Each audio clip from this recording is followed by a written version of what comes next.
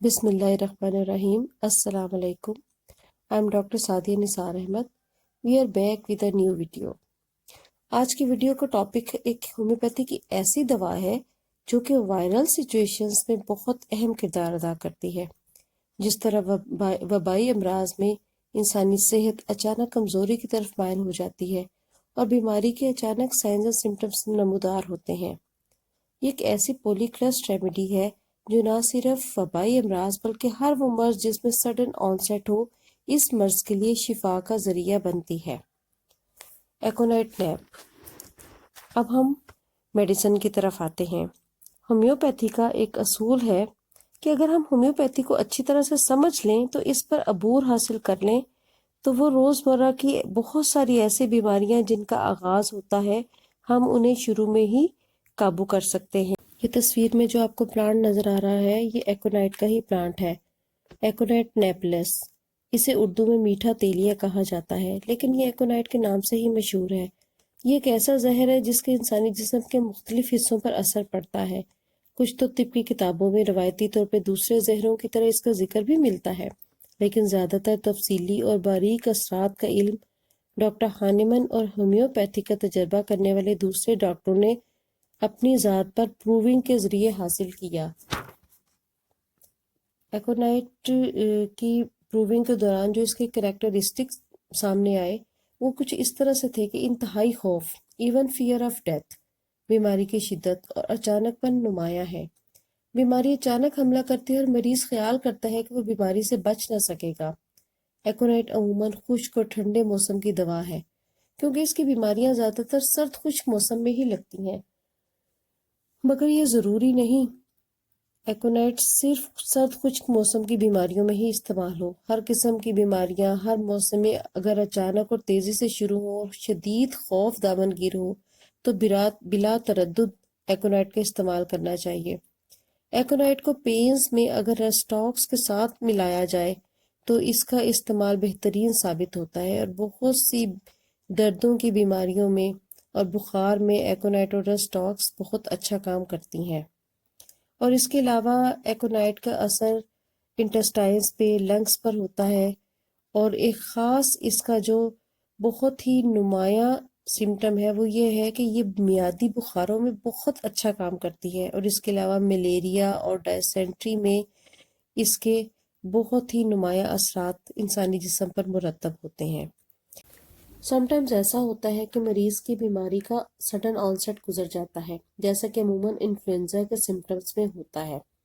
اس حالت میں اس کا اثر کم ہوتا ہے اور دوسری دوا کی علامات آگے شروع ہو جاتی ہیں. مدت کے لحاظ سے بیماریاں دو قسم کی ہوتی ہیں: ایکیوٹ یعنی آنن فانن شدت سے حملہ آور ہونے والی اور جو ٹھیک بھی جلدی ہو جاتی ہیں. دوسری کرونک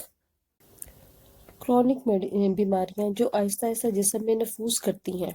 لمبی بیماریوں کی بھی کئی قسمیں ہیں، کچھ تھوڑا عرصہ رہنے والی جیسے کہ ٹائیفائڈ فیور اور کچھ لمبا عرصہ جسم سے چمٹ جانے والی ہیں، مثلاً ٹی بی، ایزما اور پھر غدودوں کا آہستہ آہستہ پھول کر کینسر میں تبدیل ہونا.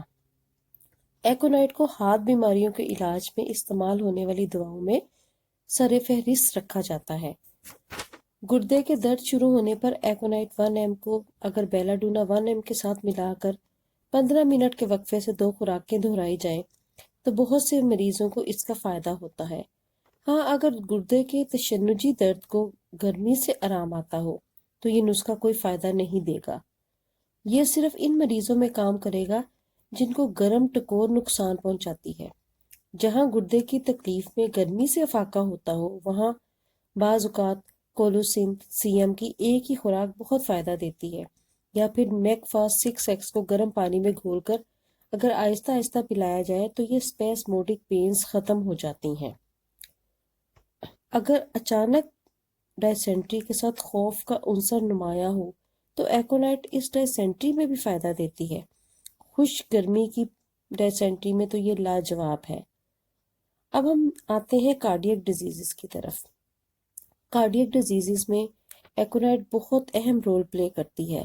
اکثر دل کی تکلیف میں ایکونائٹ اور کریٹیکس کیو کو ملا کر دینے سے مریض کی بہت ہی مریض کو دینے سے بہت ہی اچھے نتائج حاصل ہوتے ہیں، اور ایسا مریض جس کے دل کی رفتار، دھڑکنے کی رفتار معمول سے بہت زیادہ ہو، یعنی پیلپیٹیشن ہو، یا اسے ٹیکی کارڈیا بھی کہتے ہیں، اس کے لیے ایکونائٹ بہت مفید ہے۔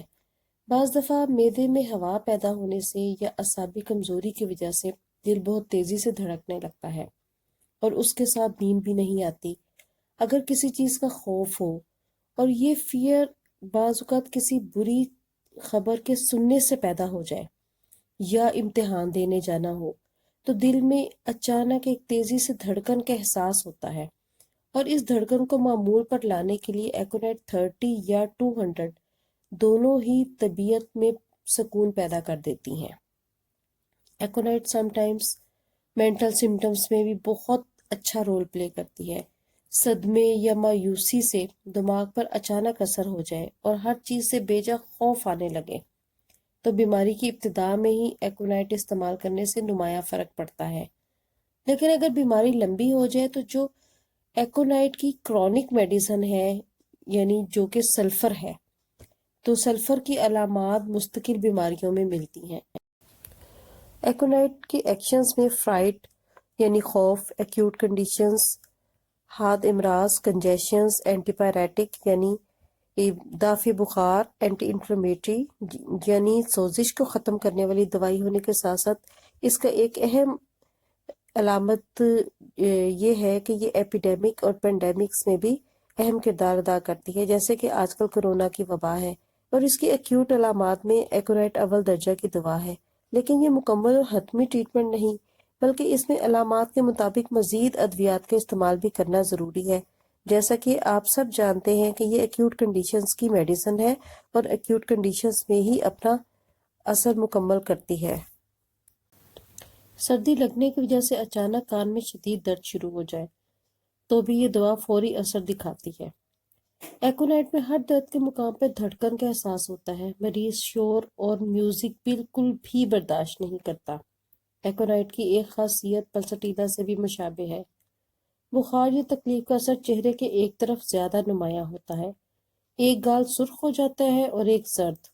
عام طور پر بچوں میں یہ علامت نمایاں ہوتی ہے۔ شروع میں اگر ایکونائٹ دے دی جائے تو یہ بیماری فوراً ختم ہو جاتی ہے۔ اسی طرح دانتوں میں سردی کی وجہ سے درد ہو یا گلے میں تکلیف ہو تو بھی ایکونائٹ کی ضرورت ہوگی۔ اگر جسم کے کسی حصے میں خون کا دباؤ زیادہ ہو جائے تو اندرونی یا بیرونی ہیمریج شروع ہو جاتا ہے، مثلاً انٹسٹائن سے خون بہنے لگے گا۔ کوئی بھی وجہ ہو، اچانک ایسا ہو جائے یا خوف ہو، تو ایکونائٹ کو استعمال کرنا چاہیے۔ اسی طرح اگر صدمے کی وجہ سے یورین بلاک ہو جائے تو فوری طور پہ پہلی دوا ایکونائٹ ہوگی، اور مردوں کی نسبت یہ عورتوں میں زیادہ مؤثر دوا ہے۔ اگر عورتوں کی اندرونی تکالیف اور یوٹرس کے پرابلمز میں ایکونائٹ کو دیں تو بیماریاں جو ہیں وہ آگے نہیں بڑھیں گی۔ ایکونائٹ کی تکلیفیں کھلی ہوا میں کم ہوتی ہیں اور رات کو گرم کمرے میں یا خشک اور ٹھنڈی ہوا سے بڑھ جاتی ہیں۔ اس کی کمپلیمنٹری میڈیسنز یعنی مددگار دوائیں جو کہ اس دوا کے اثر کو زیادہ بہتر کرتی ہیں، ان میں سلفر، آرنیکا، برائیونیا، سپونجیا، فاسفورس، کافیا ہے، اور اس کی اینٹیڈوٹ میڈیسنز سلفر اور نکس فومیکا ہے۔ پوٹینسی میں بالعموم مدر ٹنکچر 30، 200، 1 m یا cm یا ڈاکٹر کی ہدایات کے مطابق استعمال کرنی چاہیے۔ This is it for today. Thanks for watching. Don't forget to like, subscribe, comment and share.